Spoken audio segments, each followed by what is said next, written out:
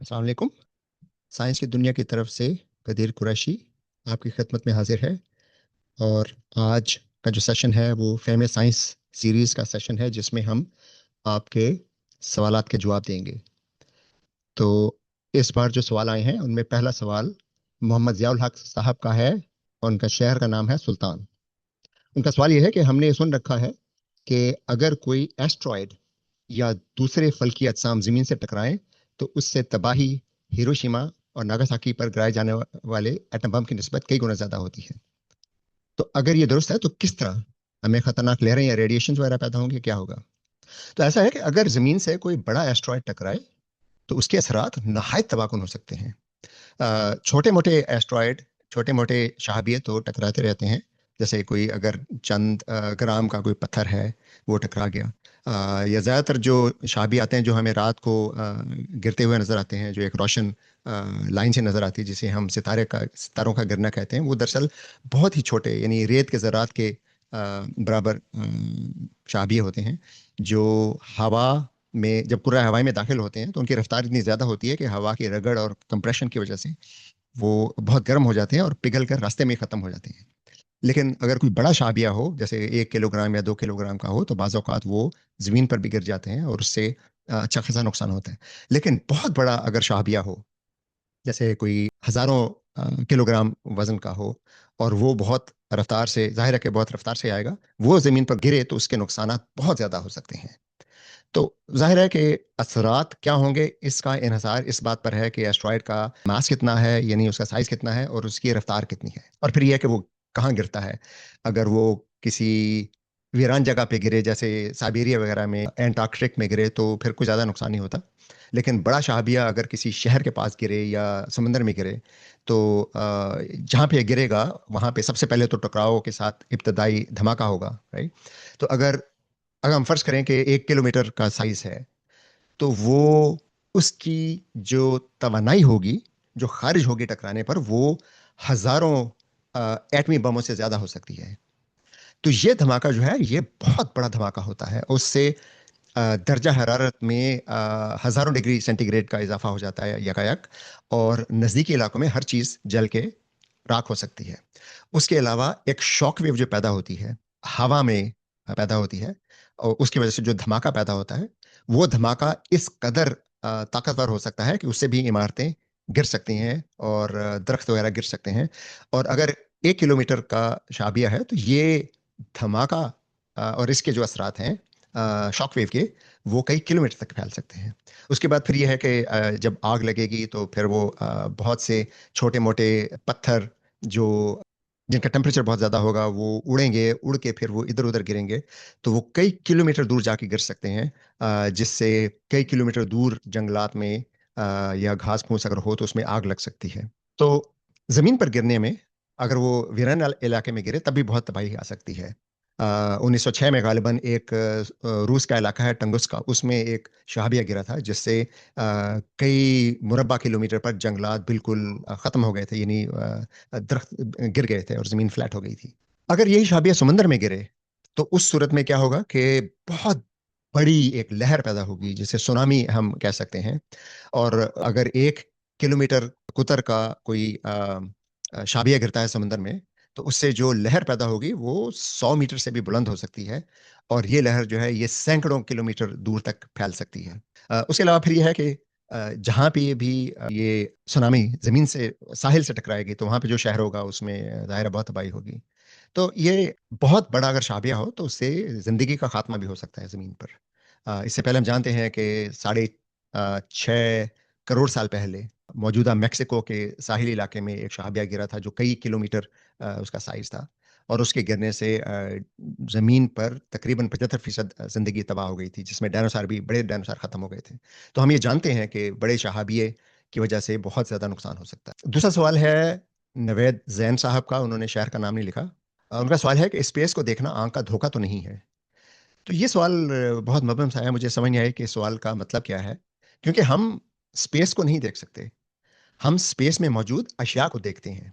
जैसे हम जब ऊपर की तरफ देखें तो हमें सूरज, चाँद, सितारे वगैरह नज़र आते हैं, जो दूरबीन के बगैर नज़र आते हैं, चंद सौ सितारे। वो अशिया हैं जो हम देखते हैं। दूरबीन से अगर हम देखें तो हम हज़ारों कहकशाओं को देख सकते हैं। छोटी-सी दूरबीन जो घरों में दूरबीनें होती हैं उनसे भी हम हज़ारों सितारे देख सकते हैं और कई कहकशाएँ देख सकते हैं।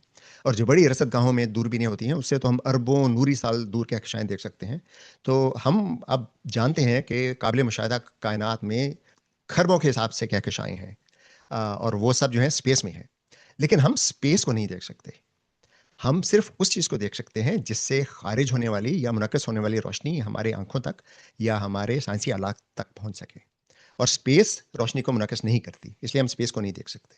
अगला सवाल है जी शहजाद सलीम साहब का। ये ओस्लो से है। उनका सवाल है, बहुत उम्दा सवाल है कि सैयारों की मदारवी गर्दिश के पीछे कौन से अवामिल कार फरमा है। तो तमाम के तमाम जो शमसी सैयारे हैं वो सूरज की गर्दिश कर रहे हैं, एक ही सिमत में गर्दिश कर रहे हैं। अ, सैयारों की मदारवी गर्दिश के पीछे जो फिजिकल असूल हैं या जो तबई असूल हैं, उनमें हम ये जानते हैं कि एक तो ग्रेविटेशन है, यानी ज़मीन की कशिश शकल। अगर हम सॉरी सूरज की कशिश, क्योंकि हम शमसी सैयारों की बात कर रहे हैं, सूरज की कशिश शकल और जो सैयारा है खुद उसकी कशिश शकल, उनके आपसी तामुल से वो मदार बनता है। तो बुनियादी जो चीज़ है इसमें कशिश शकल है, लेकिन उसके अलावा सैयारों की इब्तदाई वेलोसिटी, यानी सैयारे जब तश्कील पाए थे, निज़ाम शमसी की बात करें, तो उस वक्त भी वो बहुत तेज़ी से सूरज के गिर्द वो जो मटेरियल था वो बहुत तेज़ी से सूरज के गिर्द घूम रहा था, राइट। क्योंकि हमारा शमसी निज़ाम शमसी जिस नेबुला से बना था उसमें घुमाव पहले से मौजूद था और उसी घुमाव की वजह से वो सिकुड़ने लगा और उससे फिर सूरज बना। और उस नेबुला का 99% से ज़्यादा हिस्सा अब सूरज में है। लेकिन उसके अलावा जो थोड़ा बहुत बचा खुचा मटेरियल था उससे बाकी सैयारे बने और वो तमाम का तमाम मटेरियल सूरज की गिर्द गर्दिश कर रहा था। तो ये जो इब्तदाई रफ्तार थी ये अब तक मौजूद है। अगर ये रफ्तार ना होती तो सैयारे अब तक सूरज में गिर चुके होते। लेकिन चूंकि ये रफ्तार मौजूद है तो कशिश शकल इन सैयारों को सूरज की तरफ खींचती है और इनकी अपनी जो रफ्तार है वो इन्हें ख़त मुस्तकीम में चलने पर मजबूर कर रही होती है। तो कशिश शकल और इनका जो मोमेंटम है, लीनियर मोमेंटम है, उसका तवाज़न वो मदार पैदा करता है जिसमें ये गर्दिश करते हैं। तो इसके आप इस तरह भी देख सकते हैं कि ये गर्दिश कर रहे हैं एक दायरे की सूरत में, कम बेश एक दायरे की सूरत में गर्दिश कर रहे हैं। तो एक सेंट्रीफ्यूगल फोर्स पैदा होती है, मरकज़ ग्रेज़ क़ुव्वत जिसे कहा जाता है। तो अ, है वो सेंट्रीपिटल फोर्स है और इनका जो मोमेंटम है वो सेंट्रीफ्यूगल फोर्स पैदा कर रहा है। उनका जो बैलेंस है उसकी वजह से सैयारे जो हैं वो सूरज की गिर्द गर्दिश करते रहते हैं। अगला सवाल है राबिया रेहान साहिबा का, मॉन्ट्रियल से, कनाडा से। तो इनका सवाल ये है कि जंगलात में आग लगने के बाद दरख्त और पौधे कुदरती तौर पर दोबारा उगाते हैं या वो हमेशा के लिए ख़त्म हो जाते हैं। तो ये ज़ाहिर है बहुत आम सवाल है, क्योंकि जंगलात में आग तो अक्सर लगती रहती है। लेकिन यह है कि इसका जवाब इतना सादा नहीं है, क्योंकि हर आग, हर जंगल, हर इलाका मुख्तलिफ होता है। तो इसका जवाब का इन्हिसार इस बात पर है कि वहाँ पे जंगल कैसा है। अगर तो झाड़ियाँ हैं, घास फूस है, वो तो जल के ख़त्म हो जाता है, लेकिन उनकी जड़ें अमूमन बाकी रह जाती हैं। बड़े दरख्त जो हैं उनके पत्ते जल जाते हैं, उनके तनों का कुछ हिस्सा जल जाता है। लेकिन अगर आग ज़्यादा देर ना रहे जैसे बारिश हो जाए और आग बुझ जाए, या जो अमला है आग बुझाने वाला वो आग को बुझा दे, तो तने अगर बाकी रह जाएँ तो तनों के अंदर अभी जिल्द उनकी जल जाती है, लेकिन अंदर उनका जो बायोलॉजिकल सिस्टम है वो बाकी रहता है। और फिर आग के बाद आहिस्ता-आहिस्ता पौधे, ये जो दरख्त हैं, उनमें दोबारा पौध पत्ते फूटने लगते हैं, कॉम्पलें फूटने लगती हैं। कुछ दरख्त ऐसे हैं जिनके बीज आग लगने से ही फूटते हैं, यानी जब तक आग ना लगे जंगल में उस वक़्त तक वो बीज जो हैं वो अगली नस्ल पैदा नहीं करते। तो ये भी एक इर्तिकाई प्रोसेस है कि जिन जंगलों में बार-बार आग लगती है वहाँ पे पौधे अब इर्तिकाई प्रोसेस से उस माहौल के लिए इस तरह से ऑप्टिमाइज़ हो गए हैं कि आग से जो हरारत पैदा होती है उससे उनका जो बीज की बैरूनी खोल है बीज का वो फटता है। और उसके बाद फिर जब बारिश होती है, आग ख़त्म होती है, तो उनसे नए पौधे निकलते हैं। और फिर ये है कि दरख्तों की जड़ें तो ज़मीन के अंदर महफूज़ होती हैं। अगर तना जल भी जाए और आग इतनी शदीद ना हो कि उसकी हरारत से जड़ों के अंदर भी जो बायोलॉजिकल मटेरियल है, टिश्यू है, वो ख़राब हो जाए, तो फिर ये है कि जड़ों से दरख्त दोबारा उगाते हैं। अगर आग की शिद्दत बहुत ज़्यादा हो और या दौरानियाँ बहुत ज़्यादा हो, तो ज़ाहिर है कि फिर वो जड़ें भी जल जाएँगी, उसके बाद फिर वो दरख्त दोबारा नहीं पैदा होंगे। अगला सवाल है जी कासिम अली साहब का एबटाबाद से।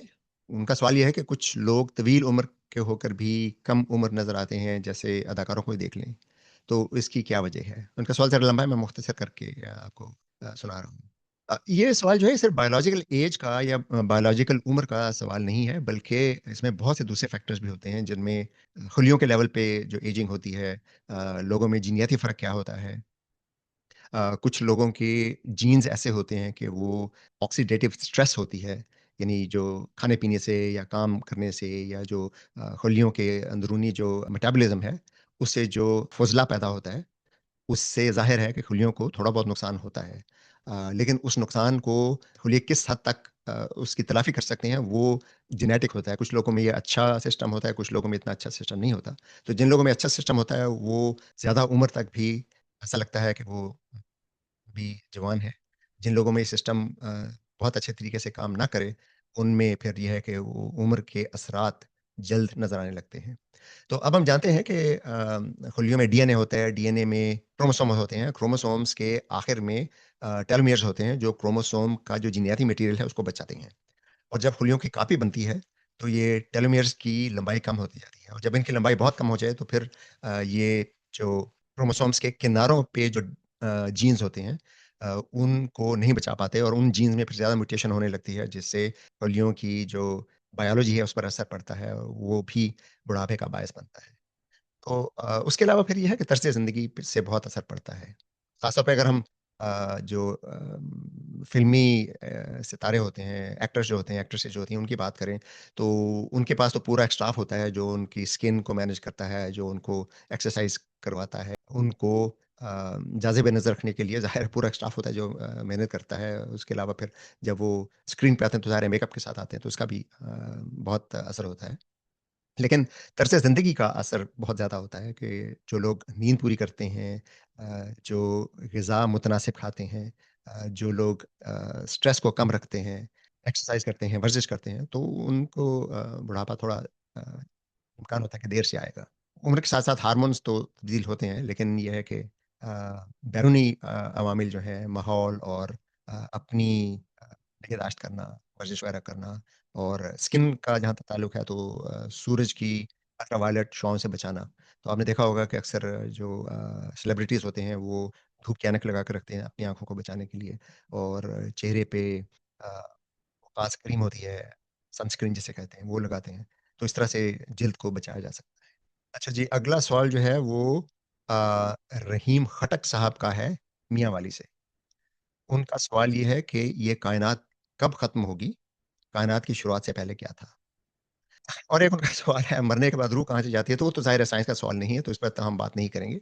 लेकिन ये है कि कायनात का अ, आत्मा इसके बारे में ज़ाहिर है कि हमें कोई हतमी जवाब का तो इल्म नहीं है। लेकिन अब तक जो मुशाहिदात हैं और अब तक जो साइंसी नज़रियात हैं, उनकी रोशनी में हम कुछ मफ़रूज़े कायम कर सकते हैं।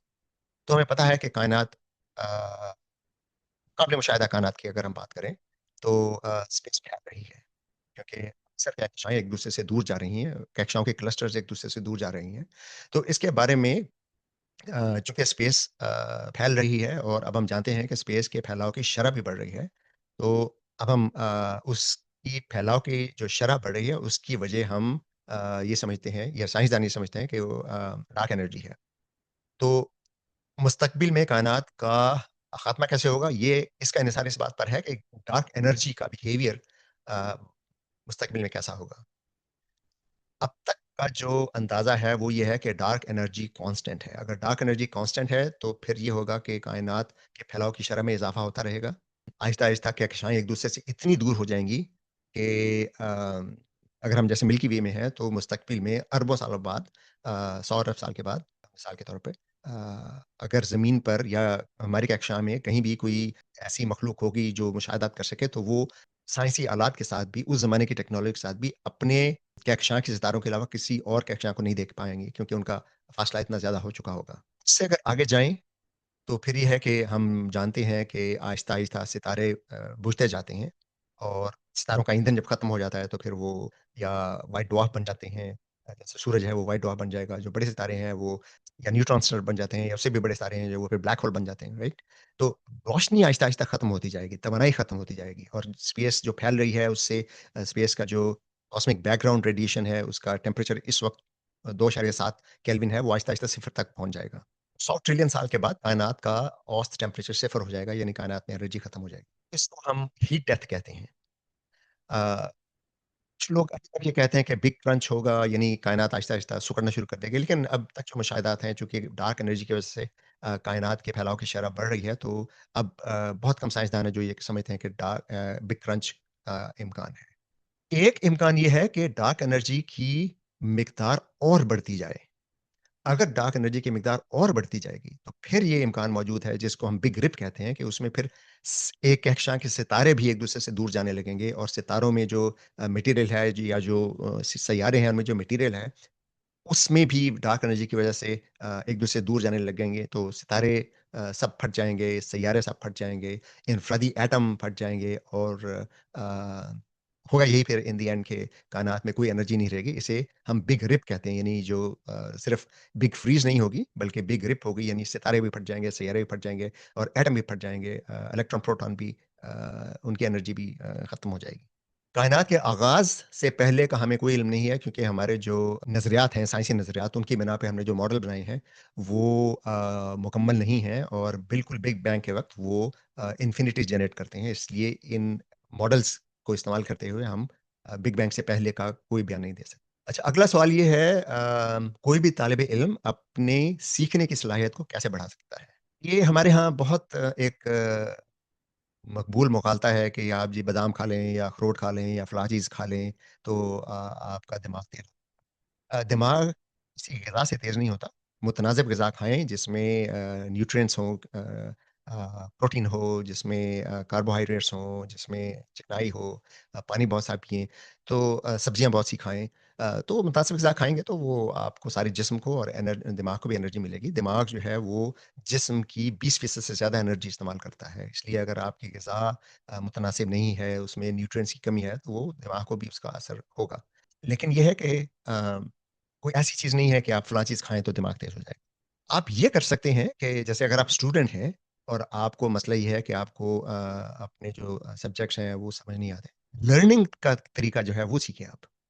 यानी आप सिर्फ़ किताब पढ़ने के बजाय आप ये समझें कि आप अपने आप को वो चीज़ समझा रहे हैं। यानी आप फ़र्ज़ करें कि आप स्टूडेंट हैं और यानी आप टीचर बन के अपने आप को समझा रहे हैं, राइट? आप टीचर भी हैं, स्टूडेंट भी हैं। तो टीचर बन के अपने आप को समझाएँ कि ये चीज़ क्या क्या होती है, कैसे होती है? सिर्फ़ पढ़कर याद नहीं होती। या फिर ये है कि आप 1-2 और स्टूडेंट्स को मिला के आप कोई ग्रुप बना रहे हैं, उसमें आप ये कहें जी कि ये जो फ़लाँ टॉपिक है, ये मैं पढ़ूँगा, फिर मैं आपको समझाऊँगा। कोई दूसरा टॉपिक जो है, कोई दूसरा पढ़ेगा, वो फिर हमें समझाएगा। इस तरह आप डिस्ट्रीब्यूट कर सकते हैं सीखने का जो प्रोसेस है। लेकिन इस तरह से आपको बेहतर समझ आएगी बजाय सिर्फ़ किताब से पढ़ने के। फिर ये है कि अक्सर स्टूडेंट ये करते हैं जी कि इम्तिहान पास आ रहे हैं तो हम सारी रात बैठ के पढ़ेंगे, सारे दिन बैठ के पढ़ेंगे। तो दिमाग भी दूसरे मसल्स की तरह होता है, जैसे दूसरे मसल्स हैं, आप थोड़ी देर इस्तेमाल करें तो मसल थक जाते हैं, दिमाग भी थक जाता है और जब दिमाग थक जाए तो फिर ज़्यादा पढ़ने का कोई फ़ायदा नहीं होता। तो आप एक अगर शेड्यूल बना लें कि ह मुझे 1 घंटा पढ़ना है, उस 1 घंटे में 50 मिनट पढ़ना है और 10 मिनट का मैंने ब्रेक लेना है, राइट? या अगर आपको 3 घंटे पढ़ना है तो हर 30 मिनट बाद या हर 1 घंटे बाद 50 मिनट बाद मुझे ब्रेक लेना है। ब्रेक में आप कुछ भी कर लें, आप कोई वीडियो देख लें, आप वॉक कर लें, आप कोई स्नैक ले लें, खाना-पीना छोटा-सा कर लें। तो इस तरह से ब्रेक लेके बार-बार पढ़ेंगे। और सबसे अहम बात जो है वो ये है कि नींद पूरी करना ज़रूरी है क्योंकि अब हम जानते हैं कि हम दिन भर जो भी काम करते हैं, जो भी सीखते हैं ख़ास तौर पर, वो स्टोर उस वक़्त होता है जब हम सो रहे होते हैं। तो नींद पूरी करना जो है बहुत ज़रूरी है। इसी तरह मैंने जो ये बात की थी अपने आप को समझाने की, एक और तरीका जो अपने आप को समझाने का है, वो ये है कि आप खुद लिखें। यानी जब आप सिर्फ़ पढ़ते हैं, तो आपके सिर्फ़ होंठ हिल रहे होते हैं या होंठ भी नहीं हिल रहे होते, आप दिल ही दिल में पढ़ रहे होते हैं। लेकिन जब आप लिखते हैं, तो आपके दिमाग के मुख्तलिफ़ हिस्से एंगेज हो रहे होते हैं, राइट? लिखने का जो प्रोसेस है, उसमें दिमाग के बहुत से हिस्से एंगेज होते हैं। इस तरह से बहुत से मुख्तलिफ़ हिस्सों में ये यादें बनती हैं, जो फिर आपको बाद में दोबारा रिकॉल करने के लिए मदद देती हैं। वर्जिश करें, वर्जिश से दिमाग को खून की सप्लाई बेहतर होती है, जिससे दिमाग बेहतर होता है। जैसे मैंने कहा था नींद पूरी करें और टेंशन को कम रखें। ज़िंदगी में टेंशन बहुत नुकसानदेह होती है। टेंशन को कम से कम रखें। ये याद रखें कि कुछ चीज़ें जो आपके लिए अहम हैं, अगर आप स्टूडेंट हैं, तो आपके लिए अहम जो है वो आपके क्लास वर्क है, आपकी पढ़ाई है, आपके एग्ज़ाम हैं। लेकिन बहुत सी चीज़ें जो हैं आपके लिए अहम नहीं हैं, उन्हें इग्नोर करना, उन्हें नज़रअंदाज़ करना भी सीखना चाहिए। तो अगला सवाल ये है जी मोहम्मद आसिफ रशीद साहब का कबीरवाला से। इनका सवाल अंग्रेज़ी में है और ज़रा लंबा सवाल है। Why photon has momentum whereas rest mass of photon is 0? Please explain E equals mc square is mass equivalent to energy. ये बहुत हमारे यहाँ गलतफ़हमी है कि जी फोटॉन का रेस्ट मास सिफ़र होता है इसलिए इसका मोमेंटम नहीं हो सकता। वो गलती हम इसलिए करते हैं कि हमें आमतौर पे फ़िज़िक्स में पढ़ाया जाता है कि मोमेंटम जो है वो मास और वेलोसिटी के फासले तरफ से होता है। लेकिन ये एक सादा फ़ॉर्म है उस मोमेंटम के फ़ॉर्मूले की। जो ज़्यादा पेचीदा फ़ॉर्म है वो आपको एडवांस क्लासेस में सिखाई जाती है और उसमें फिर ये बताया जाता है कि मोमेंटम सिर्फ़ मास की वज़ह से नहीं होता, एनर्जी की वज़ह से भी होता है। एनर्जी का अपना मोमेंटम होता है और फोटॉन में चूँकि एनर्जी होती है, इसलिए फोटॉन का मोमेंटम होता है। इसका रेस्ट मास सिफ़र होता है, लेकिन एनर्जी सिफ़र नहीं होती। और फोटॉन की एनर्जी जो है वो उसकी फ्रीक्वेंसी के मुतनासिब होती है। तो जितनी फ्रीक्वेंसी ज़्यादा होगी, उतना इतनी एनर्जी ज़्यादा होगी और उतना ही मोमेंटम ज़्यादा होगा। और फोटॉन का मोमेंटम होता है, वो हम इस तरह से जानते हैं कि हम अब अक्सर देखते हैं कि सोलर एनर्जी में फोटॉन से बिजली पैदा की जाती है। तो फोटॉन में मोमेंटम होता है, तो वो एनर्जी और वो मोमेंटम फिर वो इलेक्ट्रॉन को ट्रांसफ़र करता है, जिससे बिजली पैदा होती है। उसके अलावा जो फोटो इलेक्ट्रिक इफ़ेक्ट है, जिसमें कुछ धातुओं पर अगर फोटॉन पड़ें, तो उसमें से इलेक्ट्रॉन निकलने लगते हैं। वो भी इस बात का सबूत है कि फोटॉन्स का मोमेंटम होता है। और फोटॉन के मोमेंटम के असरात हम जानते हैं कि जैसे एक टेक्नोलॉजी है सोलर सेल कहते हैं उसे। यानी खलाई जहाज़ों को एक बहुत बड़ा समझ लीजिए कि पर्दा या फ़ॉइल लगाकर जिसमें जिससे आकर फ़ोटॉन टकराएँ। तो सिर्फ़ फ़ोटॉन के उस सेल से या उस पर्दे से टकराने की वज़ह से मोमेंटम पैदा होता है जो उस खलाई जहाज़ की रफ़्तार को बढ़ाता है। इसे हम सोलर सेल कहते हैं और अब तजर्बाती तौर पर कई खलाई जहाज़ सोलर सेल की मदद से चलाए जा चुके हैं। अच्छा जी, अगला सवाल है मुनव्वर हुसैन साहब का, ये भी अंग्रेज़ी का है और ये भी कदरे लंबा है। If universe is expanding at speed of light, then why galaxies are being collided and distances should also be increasing between galaxies and earth. तो ये बहुत लंबा सवाल है, मैं आपको मुख्तसर करके इसका अ, कोशिश करता हूँ देने की। जब हम कहते हैं यूनिवर्स फैल रही है, तो असल बात फैल रही है और स्पेस के फैलाव की वजह डार्क एनर्जी है और वो डार्क एनर्जी सिर्फ उन्हीं मकामात पर स्पेस को फैला पाती है जहाँ कई नूरी साल तक, कई हज़ार नूरी साल तक कोई बड़ा मैस ना हो। तो कहकशाएँ नहीं फैलती, कहकशाओं के क्लस्टर भी नहीं फैलते क्योंकि कहकशाएँ जो हैं वो सितारों की कशिश शक्ल की वजह से मुक़य्यद होती हैं। और कहकशाओं के क्लस्टर जो हैं वो भी कहकशाओं के आपसी कशिश शकल की वजह से क्लस्टर्स में कहकशाएँ मुक़य्यद होती हैं।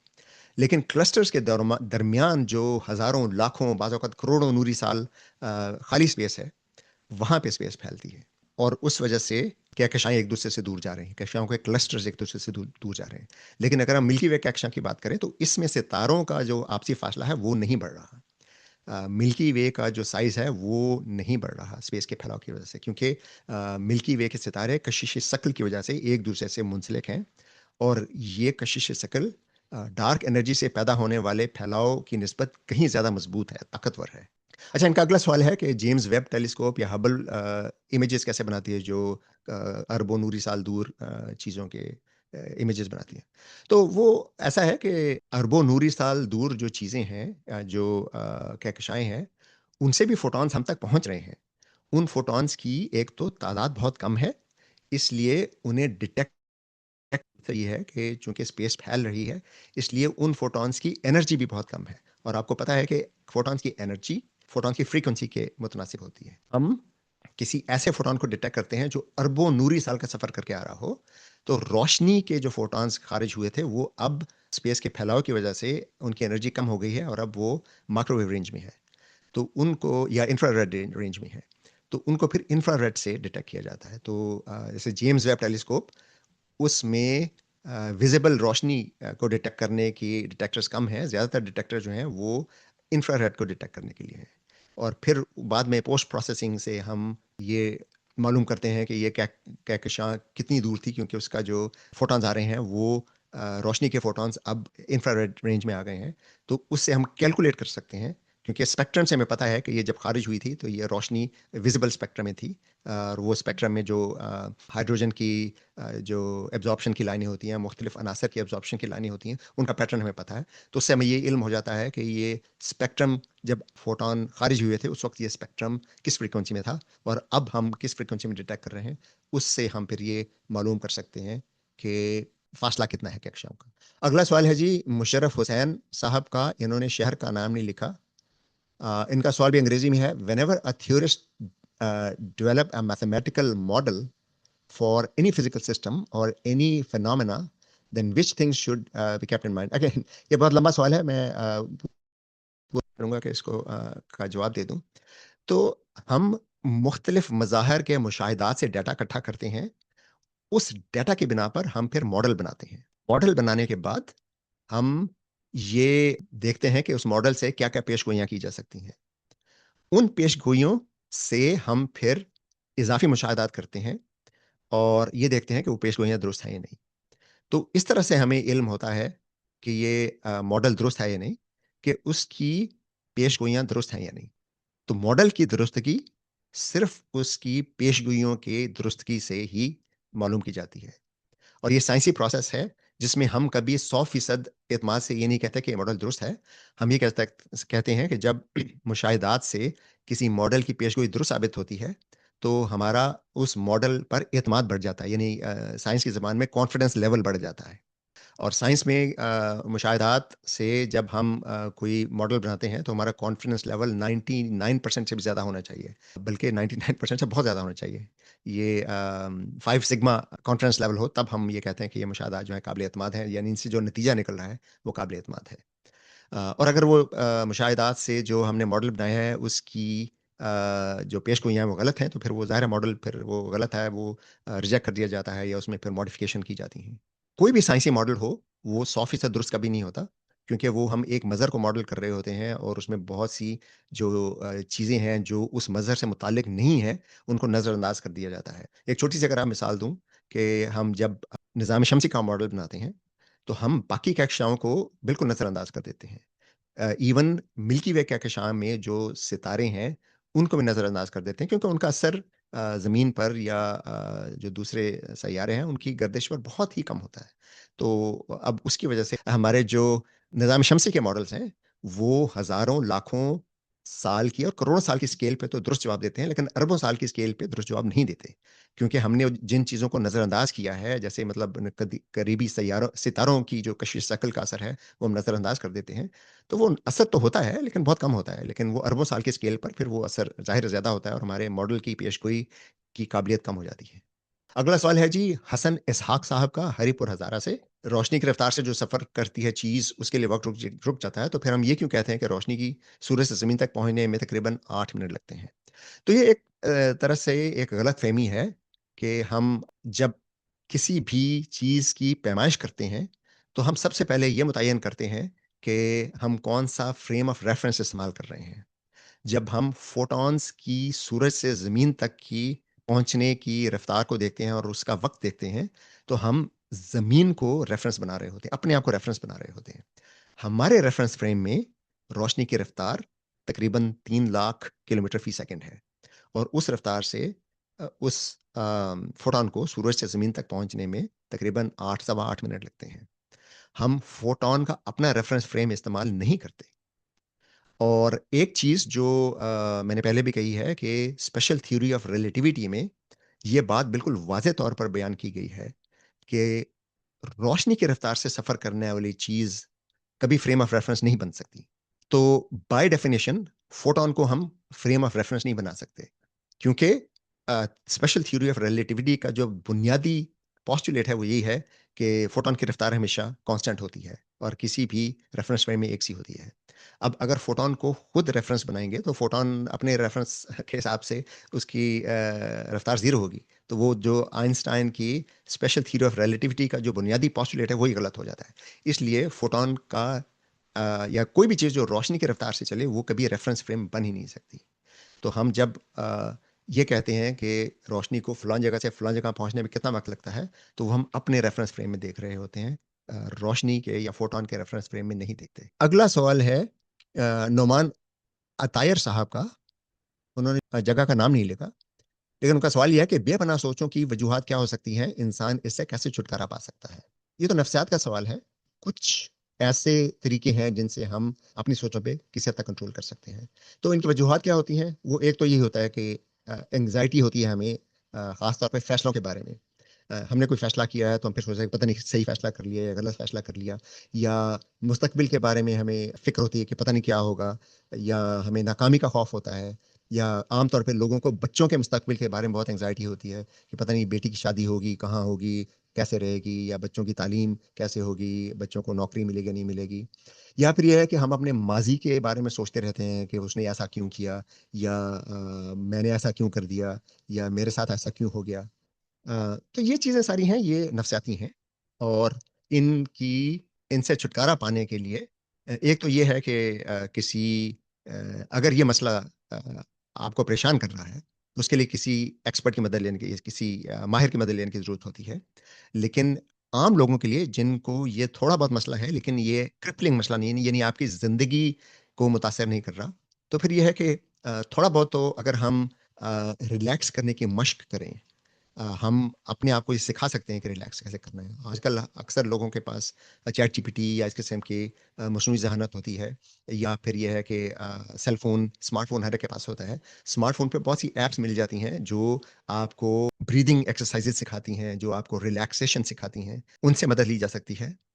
आपको अगर कुछ चीज़ परेशान कर रही है, तो उसके बारे में किसी से डिस्कस करना उसे सोचों को कम कर सकता है। अगर आप किसी से डिस्कस नहीं करना चाहते, तो खुद लिख कर आप अपने ज़हन से बोझ हटा सकते हैं।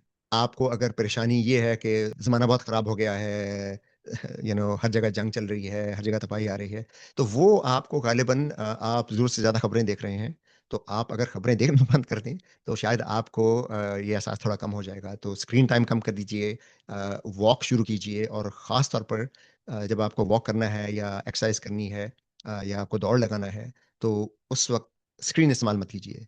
ये नहीं है कि आप वॉक कर रहे हैं, साथ-साथ वीडियो देख रहे हैं, साथ-साथ खबरें भी सुन रहे हैं।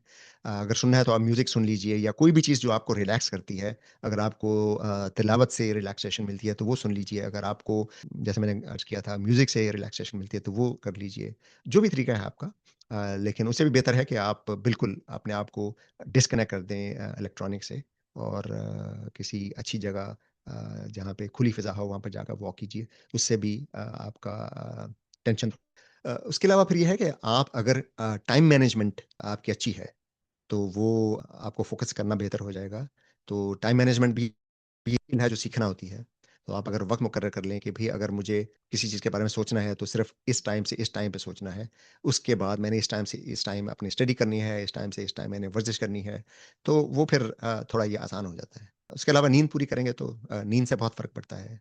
नींद पूरी कीजिए, और नींद का जो माहौल है वो अच्छा रखिए। इसे कहते हैं कि जिस तरह से सफाई जिस्म के लिए ज़रूरी है, उस तरह नींद की अपनी एक सफाई होती है। जैसे सोने से आध घंटा पहले सारी स्क्रीन ऑफ कर दीजिए। अपने घर की जो रोशनियाँ हैं वो मद्धम कर दीजिए, कुछ बुझा दीजिए, ताकि रोशनी कम हो जाए। उससे आपका ज़हन आहिस्ता-आहिस्ता नींद के लिए तैयार हो जाएगा। अपना जो कमरा है, उसमें स्क्रीन मत रखिए कोई, उसमें टीवी मत देखिए, उसमें अपना सेल फ़ोन मत रखिए। तो ये बहुत से तरीके हैं जिससे आप नींद बेहतर कर सकते हैं। लेकिन ज़्यादातर लोगों के लिए ये जो ओवरथिंकिंग है, ये एंग्ज़ायटी की वज़ह से होती है, और वो यही होता है कि अपनी सोचों पर कंट्रोल नहीं होता, वो सीखना पड़ता है, और उसके लिए आपको मैंने अभी जो अर्ज़ किया है, ये कुछ तरीके इस्तेमाल कर सकते हैं। अगर इनसे कोई बेहतरी नहीं आती, तो फिर किसी माहिर से मशवरा कीजिए। कामरान साहब का सवाल है, पाकिस्तान में फ़िज़िक्स के मज़मून में दिलचस्पी रखने वाले बच्चों को क्या करना चाहिए ताकि आने वाले वक़्तों में नासा या अमेरिकन खलाई स्पेस एजेंसी में जाया जा सके? तो पहली तो बात ये है कि नासा की मुलाज़मत के लिए आम तौर पर अमेरिका की सिटिज़नशिप दरकार होती है, और मौजूदा हुकूमत जो है वो तो वैसे ही गैर मुल्कियों पर बहुत सी पाबंदियाँ लगा रही है। ये तो ख़ैर ट्रांज़िएंट है, ये शायद 2-3 साल में, 4 साल में जब अगला इलेक्शन होगा, हुकूमत बदलेगी तो ये पॉलिसी बदल जाएगी। लेकिन नासा की ये पॉलिसी रहेगी कि अक्सर ऐसी जॉब्स होती हैं जिनमें सिर्फ़ अमेरिकन सिटिज़न्स को ही जॉब मिलती है। लेकिन बहरहाल नासा के अलावा और बहुत सी स्पेस एजेंसीज़ हैं, यूरोप की स्पेस एजेंसी है, चाइना की स्पेस एजेंसी है, यूएई की अरब अमारात की अपनी स्पेस एजेंसी है, पाकिस्तान में स्पार्को है, जो अब पहले से ज़्यादा फ़ाल हो रहा है। तो लेकिन बहरहाल ये है कि अगर आप क्लास में हैं सॉरी स्कूल में हैं, तो रियाज़ी और फ़िज़िक्स पे आपको बहुत तवज्जो देनी है।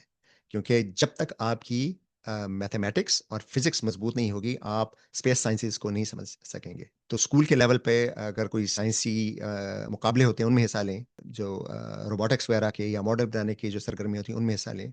बहुत सी स्टडी करें, अपनी सिर्फ़ दरसी किताबों की नहीं। जो आजकल सोशल मीडिया पर और ख़ास तौर पे जो मस्नूई ज़हानत है, उससे बहुत सी इन्फॉर्मेशन मिल जाती है, तो वो इन्फॉर्मेशन स्टडी करके खुद स्टडी कीजिए। अगर आप कॉलेज लेवल पर हैं, तो आप ये देखिए कि कौन से तालीमी इदारे हैं, कौन-सी यूनिवर्सिटियाँ हैं, जहाँ की मैथ और साइंस के प्रोग्राम ज़्यादा अच्छे हैं। जिसे स्टेम कहते हैं साइंस, टेक्नोलॉजी, इंजीनियरिंग और मैथ। ये 4 चीज़ें स्पेस टेक्नोलॉजी के लिए बहुत ज़रूरी हैं। रिसर्च प्रोजेक्ट कोई लीजिए अपने प्रोजेक्ट्स में टेक्निकल प्रोजेक्ट लीजिए कोई। अगर आप मास्टर्स या पीएचडी कर रहे हैं, तो उसके लिए बहुत अच्छी यूनिवर्सिटी का इंतखाब कीजिए। कोशिश कीजिए कि आपको किसी बैरून मुल्क यूनिवर्सिटी में दाखिला मिल जाए।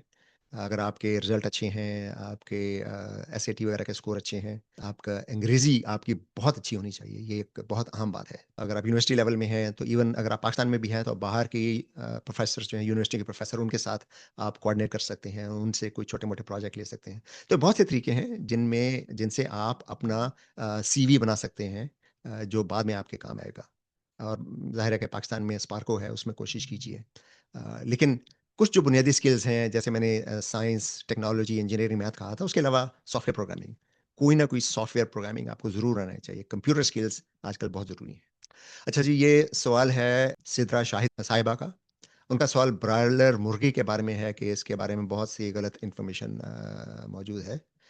तो ऐसा है कि ब्रॉयलर के बारे में मुझे अभी तक ये समझ नहीं है कि इसके खिलाफ पाकिस्तान में इस कदर मनफी प्रोपेगेंडा क्यों किया जाता है। ब्रॉयलर एक नस्ल है मुर्गी की, उसके अलावा और कुछ नहीं है। इसे जीनियाती इंजीनियरिंग से नहीं बनाया गया, इसे सेलेक्टिव ब्रीडिंग से बनाया गया है।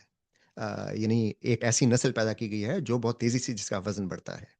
और ये सेलेक्टिव ब्रीडिंग से बनी है। ये ज़रूर है कि कमर्शियल फार्म्स में जहाँ पे ब्रॉयलर पैदा होती है और बढ़ती है, वहाँ पे बाज़ औक़ात एंटीबायोटिक्स का इस्तेमाल होता है, ग्रोथ हार्मोन का इस्तेमाल होता है। लेकिन मुख्तलिफ़ ममालिक में महकमा सेहत इस बारे में काफ़ी सख्ती से पॉलिसीज़ बनाता है।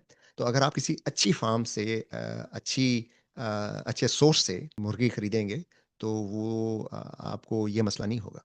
अ, फिर ये जो हमारे यहाँ बहुत बड़ा एक गलतफ़हमी है कि ब्रॉयलर कैंसर पैदा करती है, तो ऐसा कोई साइंसी सबूत नहीं है कि ब्रॉयलर मुर्गी से कैंसर होता है। हमारे यहाँ मुर्गी बनाने में जो तरीके इस्तेमाल होते हैं, उनसे इस बात का इम्कान ज़्यादा होता है कि कैंसर होगा। जैसे अगर हम बहुत ज़्यादा पका कर खाएँगे या अगर हम आग पर भून रहे हैं, तो वो बिल्कुल जल जाती है, उसके बाद हम उसको उतारते हैं। तो वो जली हुई मुर्गी, जले हुए इसे खाने से कैंसर का इम्कान ज़्यादा होता है। लेकिन इसका ब्रॉयलर से ताल्लुक नहीं है। ग्रोथ हार्मोन्स अ, ये सिर्फ़ ब्रॉयलर का मसला ही नहीं है, आप कोई भी गोश्त खरीदें, तो अगर वो गैर कानूनी तरीके से उन्हें ग्रोथ हार्मोन दिए गए हैं, तो वो फिर वो गोश्त में भी मसला हो सकता है, वो बकरे के गोश्त में, गाय के गोश्त में मसला हो सकता है। वो सिर्फ़ ब्रॉयलर का मसला नहीं है। लेकिन असूली तौर पर ग्रोथ हार्मोन का इस्तेमाल जहाँ तक मुझे इल्म है, ग्रोथ हार्मोन्स का इस्तेमाल ममनू है। मुर्गे की कलेजी ज़हरीली बिल्कुल नहीं है। लेकिन यही है कि अगर आप इसे 2 घंटे तक पकाते रहें और उसके सारी जो न्यूट्रिएंट्स हैं वो ज़ाया हो जाएँ, तो फिर इसका कोई फ़ायदा नहीं होता और अगर वो जली हुई आप खा रहे हैं, तो फिर वो नुकसान होता है। लेकिन अदरवाइज़ मुर्गी की कलेजी हो या बकरे की कलेजी हो या गाय की कलेजी हो, इसमें ग़िज़ाइयत होती है, लेकिन इसमें कोलेस्ट्रॉल भी ज़्यादा होता है, तो वो आपको थोड़ा-सा ख़्याल रखना पड़ेगा। तो बॉटम लाइन यही है कि किसी अच्छे सोर्स से मुर्गी खरीदें, काबिल एतमाद सोर्स से मुर्गी खरीदें और उसको हिफ़्ज़ान सेहत के असूलों के मुताबिक पकाएँ तो कोई मसला नहीं है। अच्छा जी, अगला सवाल है कमर अब्बास साहब का। ये अंग्रेज़ी में है कि टैक्योन कोई पार्टिकल है, उसके बारे में सवाल है। सोशल मीडिया पर बहुत इसका चर्चा होता है, लेकिन हकीकत में इसका कोई वजूद नहीं है। टैक्योन एक मफ़रूज़ाती ज़र्रा है। अगर आप आइंस्टाइन की स्पेशल थ्योरी ऑफ रिलेटिविटी को देखें, तो उसमें कोई भी जिस्म मास जिसका नॉन ज़ीरो हो जिसका रेस्ट मास हो, वो रोशनी की रफ़्तार से नहीं चल सकता, राइट? लेकिन उस इक्वेशन में रोशनी की रफ्तार से कम कोई भी मास हरकत कर सकता है। और इस इक्वेशन का एक हल ऐसा भी है जिसमें अगर आप इमेजिनरी उस पे जाएँ, रियाज़ी में जाएँ, तो अगर कोई मास का हामिल ऑब्जेक्ट रोशनी की रफ्तार से ज़्यादा तेज़ सफ़र कर रहा हो, तो उसूलन वो भी एक हल है इसकी स्पेशल थ्योरी ऑफ रिलेटिविटी की इक्वेशंस का।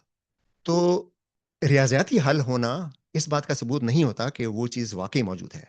अभी तक कोई टैक्योन दरियाफ़्त नहीं हुआ। तो बॉटम लाइन ये है कि मफ़रूज़ाती ज़र्रा है जो रियाज़ी की जो इक्वेशंस हैं, स्पेशल थ्योरी ऑफ रिलेटिविटी की इक्वेशन, उसकी रूह से असूलन ये मुमकिन है। लेकिन अभी तक ऐसा कोई ज़र्रा दरियाफ़्त नहीं हुआ और हमें ये इल्म है कि रोशनी की रफ्तार से ज़्यादा तेज़ रफ्तार से अगर कोई ऑब्जेक्ट सफ़र करे, तो बहुत से मंतकी तनक़्क़ुस पैदा होते हैं। मसलन ये है कि माज़ी में सफ़र मुमकिन हो जाता है। कॉज़ैलिटी टूट जाती है, यानी एक जो इल्लत और मालूल का जो है, यानी कॉज़ एंड इफ़ेक्ट का जो असूल है, वो आप इफ़ेक्ट को कॉज़ से पहले देख सकते हैं। तो ये असूलन मुमकिन नहीं है। इसलिए अमली तौर पर हम ये कह सकते हैं कि टैक्योन का कोई वजूद नहीं है, अगरचे ये रियाज़ी की जो इक्वेशंस हैं, स्पेशल थ्योरी ऑफ रिलेटिविटी, उसका एक मुमकिना हल ज़रूर है। अजमल शाह साहब का सवाल है, क्या लेबॉरेटरी में मस्नूई ज़िंदगी बनाई जा सकती है? तो ये बहुत उम्दा सवाल है और हमने अभी 1-2 हफ़्ते पहले ही अपनी जो हमारी पॉडकास्ट सीरीज़ है, उसमें एक वीडियो रिलीज़ किया था, जिसमें मेरी और कोमल शहज़ाद साहिबा की बात हुई थी और उसमें हमने तफ़सील से इस बात को डिस्कस किया था। वो तो ज़िंदगी के आगाज़ के बारे में था कि यानी ज़मीन पर ज़िंदगी का आगाज़ क्या हुआ, लेकिन उसमें हमने थोड़ी बहुत ये भी बात की थी कि मस्नूई ज़िंदगी बन सकती है, नहीं बन सकती। तो अगर हम आज के जो हुलिये हैं, वो चाहे प्रोकैरियोटिक हुलिये, यानी जो सादातर हुलिये हैं, जो बैक्टीरिया वगैरह के हुलिये होते हैं, उनको देखें, या हम यूकैरियोटिक हुलिये देखें, जो कि कसीर खुलवी अक़साम के हुलिये होते हैं। तो यूकैरियोटिक हुलिये तो बहुत ही पेचीदा हैं। प्रोकैरियोटिक हुलिये भी बहुत पेचीदा हैं, अगरचे यूकैरियोटिक से पेचीदगी में कम है। तो उस पेचीदगी का भी कोई ज़र्रा अभी तक हम नहीं बना सकते। लेकिन बहुत सादा मस्नूई खुलिये हम बना चुके हैं। हम का मतलब साइंसदान, साइंसदान लैब में बना चुके हैं और ये काम पिछले चंद सालों में इसमें बहुत तेज़ी आई है। तो मस्नूई खुलिये का मतलब क्या है? मस्नूई खुलिया का मतलब ये है कि ऐसा खुलिया जिसमें जीनियाती मवाद मस्नूई बनाया गया हो, जिसमें जो उसकी बैरूनी झिल्ली होती है, यानी जिसे मेम्ब्रेन कहते हैं, वो मस्नूई बनाई गई है और उसमें खुलिये में अपनी कॉपियाँ बनाने की और प्रोटीन सिंथेसिस की सलाहियत हो। तो इस सिलसिले में पिछले 15-20 साल से बहुत काम हो रहा है, लेकिन पिछले 3-4 साल में इसमें बहुत तेज़ी आई है। तो आपको शायद याद होगा, 2010 में एक साहब हैं, क्रेग विंटर, उन्होंने एक अपनी एक इंस्टीट्यूट बनाई हुई है, क्रेग विंटर इंस्टीट्यूट। तो 2010 में उन्होंने ये किया था कि मुकम्मल तौर पर मस्नूई जीनोम बनाया था और उसे फिर एक खुलिये का मरकज़ा निकाल के, यानी उसमें से जीनोम निकाल के, जो उसका जो फितरी जीनोम था, वो निकाल के ये मस्नूई जीनोम डाला था और उसके बाद वो खुलिया बाकायदा तक़सीम करता था, उसमें फिर आगे म्यूटेशन होती थी और वो प्रोटीन बनाने के काबिल था। लेकिन उसमें ये था कि जो साइटोप्लाज़्म था, वो ओरिजिनल खुलिये का था, सिर्फ़ जीनियाती मवाद जो था वो मस्नूई था। लेकिन उसके बाद फिर 2016 में एक बैक्टीरिया जीन्स निकाल के जीनोम बनाया गया और उससे भी फिर हमने वो वापस जीनोम खुलिये में डाला गया और खुलिया बाकायदा तक़सीम होने लगा। तो ये मतलब समझ लीजिए कि ये स्टेप्स हैं या मुख्तलिफ कदम हैं एक मुकम्मल खुलिया बनाने के लिए। तो अभी पिछले 1-2 सालों में हमने मुकम्मल खुलिया भी बनाया है, जो जिसमें आरएनए का कॉपियाँ बनती हैं और उससे सिंथेसिस होता है प्रोटीन्स का, बहुत ज़्यादा प्रोटीन्स का, और वो अपनी कॉपियाँ बना सकता है। लेकिन इसमें से किसी को भी हम मुकम्मल तौर पर ज़िंदगी नहीं कहते। ये बात अलबत्ता दुरुस्त है कि पिछले 2-3 साल में इस फ़ील्ड में इस कदर तरक्की हुई है और अब हम साइंसदान ये समझते हैं कि वो मस्नूई ज़िंदगी बनाने के बहुत नज़दीक हैं और उसकी एक जो इलामत है या एक जो उसका मौज़ूई यानी सॉरी मारूज़ी सबूत है यानी ऑब्जेक्टिव उसका सबूत है वो ये है कि अब सिंथेटिक बायोलॉजी बाकायदा एक इंडस्ट्री बन रही है। और सिंथेटिक बायोलॉजी में सैकड़ों स्टार्टअप्स बन रहे हैं दुनिया भर में, खास तौर पर अमेरिका में और उनमें अरबों डॉलर की सरमायाकारी की जा रही है। और आपको पता है कि सरमायादार सरमायाकारी उस वक़्त करते हैं जब उनको ये यकीन होता है कि उनकी जो अ, इन्वेस्टमेंट है, उसका उन्हें फल मिलेगा, यानी उनका मुनाफ़ा होगा। तो उन्हें अब ये लगने लगा है, इन्वेस्टर्स को लगने लगा है कि सिंथेटिक बायोलॉजी अब इतनी तरक्की कर गई है कि अब इससे प्रोडक्ट्स बनने लगेंगे जिससे उन कंपनियों को फ़ायदा होगा। तो ये इस बात की अलामत है कि सिंथेटिक बायोलॉजी अब बहुत तेज़ी से तरक्की कर रही है। लेकिन फिर से ये अर्ज़ करूँगा कि मुकम्मल खुलिया अभी तक नहीं बनाया जा सका, लेकिन साइंसदानों का ख़्याल है कि शायद अगले 10 साल में हम मुकम्मल तौर पर मस्नूई खुलिया बना सकेंगे, जो मौजूदा बैक्टीरिया की तरह एक कॉपियाँ बनाने के काबिल होंगे। तो ये आज का आखिरी सवाल था। अगले माह हम सीरीज़ के नए वीडियो के साथ फिर हाज़िर होंगे। जल्द ही हम साइंस की दुनिया पर, साइंस की दुनिया 2 पर और मैं अपनी वॉल पर एक नई पोस्ट बना देंगे जिसमें फरवरी के फेमस साइंस के लिए सवालात के लिए वो पोस्ट खोल दी जाएगी। तो आपके ज़हन में जो भी सवाल है अगर आप चाहते हैं कि वीडियो के ज़रिए में उसका जवाब दिया जाए, तो उस पोस्ट पर अपना सवाल ज़रूर दर्ज करवाइएगा। इजाज़त दीजिए। शुक्रिया।